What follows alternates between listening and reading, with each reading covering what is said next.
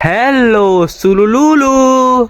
So guys, आज हम आती जो कि गिर के जंगल में काम करती, जो कि हमारा काम होती, जो कि आधा काम निपट जाती।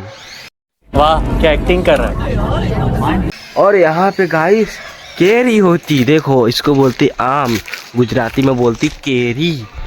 खाने में बहुत बढ़िया लगती। अच्छा, हमको सिखा रिया है। जंगल का नज़ारा देखती, व्यू देखती, क्या ब्यूटीफुल दिखती। जो कि यहाँ पे बंगला होती और भैया लोग काम करती, बहुत मज़ा आती।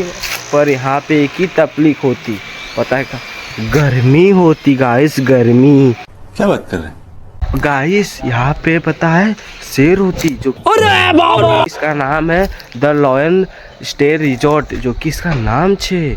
गाइस इधर लॉयन आती, जो कि शेर बोलती। ये क्या बक रहे हो? गाइस तुम हमको सब्सक्राइब करती ना, हमको बहुत खुशी मिलती।